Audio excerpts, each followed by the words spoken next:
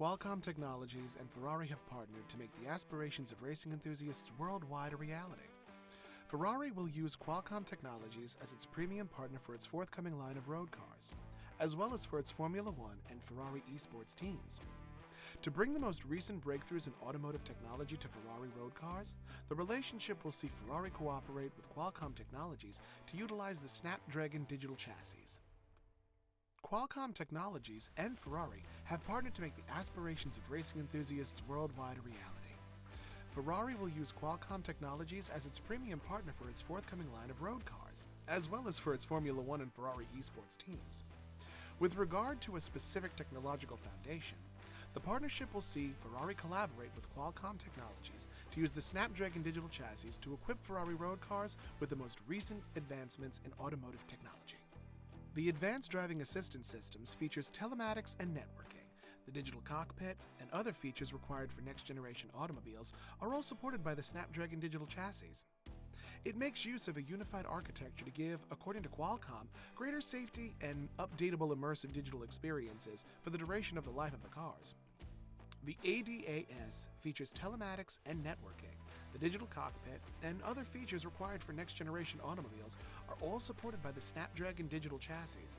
It makes use of a unified architecture to give, according to Qualcomm, greater safety and updatable, immersive digital experiences for the duration of the life of the cars.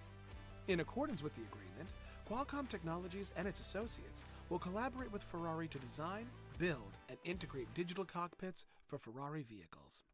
Beginning with the 2022 FIA Formula One World Championship racing season, Qualcomm Technologies will start acting as a premium partner of the Scuderia Ferrari Formula One team.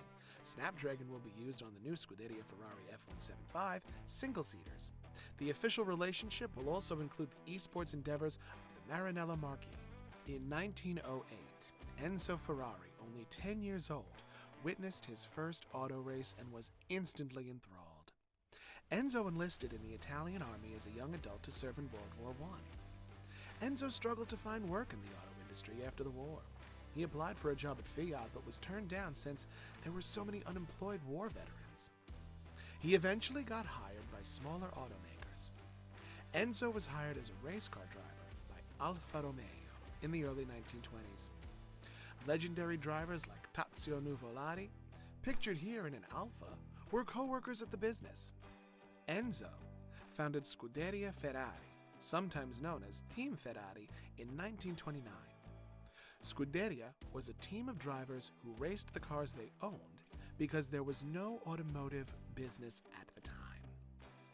The team mostly competed in the Alfa Romeo races.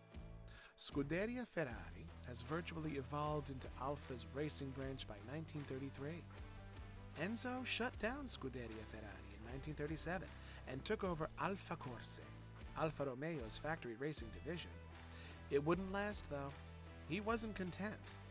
Enzo launched Autoavio Costruzioni a week after quitting Alfa Corse in 1939. The first vehicle Ferrari's startup created entirely on its own is the AAC 815.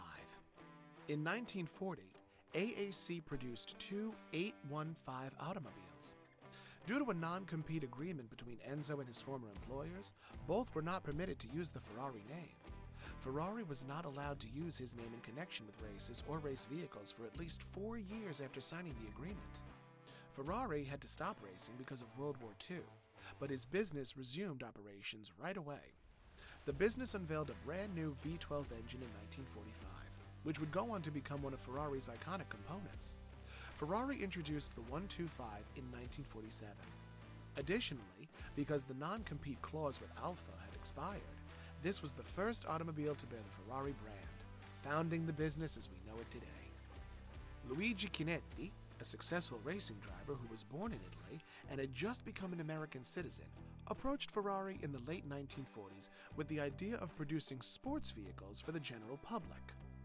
Ferrari hesitated since winning races was his company's primary goal. At that time, Ferrari solely sold vehicles for privateers. Chinetti began competing and succeeding in Ferrari vehicles all around the world. Luigi Chinetti launched the first Ferrari dealership in the United States in the early 1950s, after obtaining the sports cars he had been seeking. Originally situated in Manhattan, Chinetti's showroom was eventually moved to Connecticut. Ferrari's automobiles saw significant growth in the United States market. It continues to be the most valuable market for Ferrari today. The doors were now wide open for Ferrari's business. Renowned automobiles like the California Spider. Ferrari's vehicles proved their strength both on and off the track by the 1960s. Henry Ford II, the CEO of Ford, seized the chance in 1963 to acquire Ferrari's road car division. When Enzo learned that Ferrari would need to ask Ford for funding from Detroit in order to participate in racing, the arrangement fell through. Ford made the decision to defeat Enzo's squad at the 24 Hours of Le Mans, out of frustration about his inability to close the sale. Le Mans was once dominated by Ferrari. From 1960 to 1965, Enzo and his team won the tough 24-hour endurance sports car event 6 times in a row, dominating the competition. Longtime executive Luca di Montezemolo took over as president and then chairman after Enzo Ferrari's death. During the 1990s and 2000s, under his direction, Ferrari became a recognized premium brand on a worldwide scale. The firm now commands hundreds of thousands of dollars for its supercars, and it sells millions of hypercars. Ferrari also grants rights for everything from jewelry to clothing. There is also an entertainment park with a Ferrari theme. Ferrari continues to be a top contender in the racing world. Between 1999 and 2008, the organization's Formula One team, still known as Scuderia Ferrari, won 8 world championships. Ferrari's evolution from a fledgling racing company to a multi-billion-dollar worldwide brand is now complete with its IPO. Ferrari trades on the New York Stock Exchange under the ticker RACE, staying loyal to its heritage. When Ferrari went public on the New York Stock Exchange in 2015, the firm was valued at close to $10 billion. The company's market capitalization is at $30 billion. Due to the prancing horse logo's association with sex, wealth, and the high life, the car manufacturer becomes one of the most valuable and recognizable trademarks in the world. The global luxury brand Ferrari that is presently traded in New York wasn't always around. It took an Italian-American racing star named Luigi Chinetti to start the company's transformation into a supplier of opulent supercars for the world's wealthy, because its early days as a manufacturer of racing cars were fairly modest. Success attracted acquisition interest from Ford, and then rivalry until Ferrari eventually joined Fiat. In order to maintain the uniqueness of their automobiles, Ferrari artificially restricted its annual manufacturing numbers for many years. However, the company has gradually increased the quantity of automobiles it provides to consumers since the IPO in the fall of 2015. However, even if Ferrari sells 10,000 vehicles, those vehicles will still be extremely unusual. In actuality, the majority of the company's models are supply limited, meaning that the number of vehicles sold is constrained by how many can be produced rather than how many people want to buy cars. The 812 Competizione, the most recent model in the Ferrari Limited series, is positioned directly at the nexus of Maranello's road-going sports vehicles and the Marquis's unrivaled racing pedigree built over the course of the company's 7 decades of triumph on international circuits. A more intimate meeting was required following the car's introduction on the renowned Fiorano circuit and its North American debut in Indianapolis. The Palmer Motorsports Park entered the scene. The Palmer Circuit, which is a throwback to an earlier age of racetrack, is cut into the top of a hill in the Massachusetts woods, despite being a 2015 creation. Over the course of a lap, its 14 curves and 2.3 miles of track rise and dip by over 200 feet.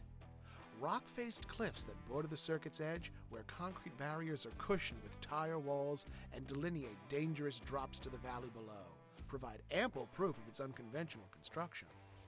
The lap's second half is distinguished by sharply cambered turns that are reminiscent of Laguna Seca's greatest moments, while the first half is characterized by a winding ascent up the mountain.